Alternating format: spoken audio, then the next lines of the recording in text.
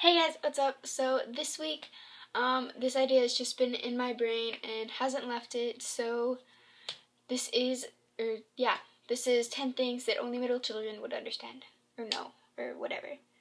One, that sometimes people forget you, but it's not the worst thing ever. Because okay, so say, I'm trying to think of a good scenario. I didn't think of any scenarios before I started filming, so bear with me.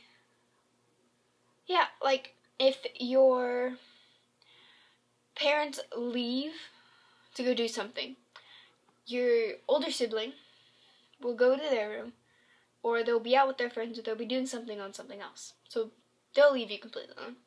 And then your brother will probably, younger sibling, sorry, mine's a sister and a brother, so it's super confusing. And then your younger sibling will probably be watching TV or whatever, so you can be in your room doing whatever you want. I mean, there's a plus side to that. There's always negatives to everything, so I'm going to try to look on the positive. Your siblings get a lot of the attention. They don't get all of the attention, but they just get most of it, and you're just like, hi, I exist. And it's a bit depressing-ish. Third is you purposely try to stand out. You try to be different. My brother builds and my sister draws, so I do YouTube videos and I take pictures and I do all that stuff. And that's one of the things that I do to stand out as the middle child. Fourth is you learn to be independent earlier than maybe your siblings did. I've been saying no a whole lot to everything since since my brother was born. Hey, Grace, let's go do this. Nope. I mean, I've gotten a lot nicer about saying no to people hey, Gracie, you want to go do that? No, thank you. Instead of just straight up no. It's a lot easier now. Fifth, you don't feel like you fit into just one group of friends. Anywhere. And, this one, it is sort of ish, because I've got me, my sister, Kendall, and Anna, and they are my friends.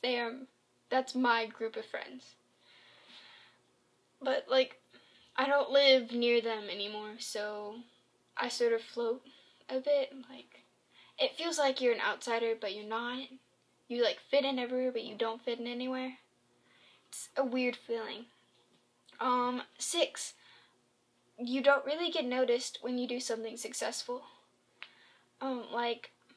You score 3 goals in the soccer game, and your brother does amazing defense or something, and your parents are yeah, that was good defense, good job, and you're just I scored 3 goals.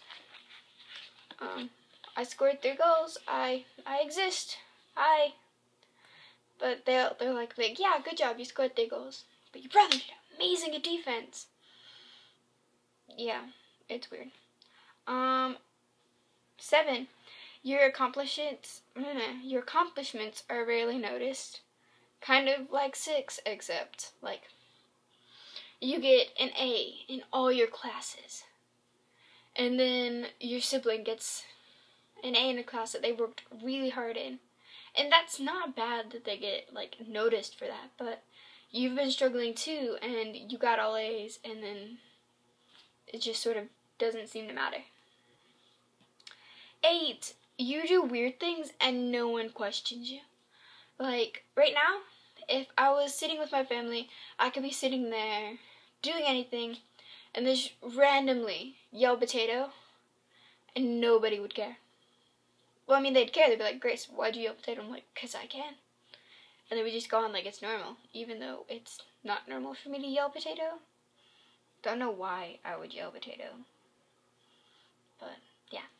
9, you are an incredible leader. When you're the middle child, even though you probably don't want to step up and be that leader, you can be the leader if you need to. Okay, so we have to do this, this, and this. And this needs to be done first before we can do any of these, so we have to do that. Or you just, you're a great leader. Middle children are great leaders.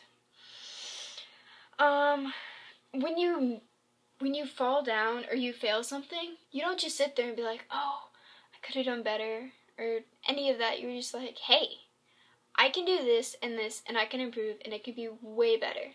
Like, you don't give up. Crap, this sucks.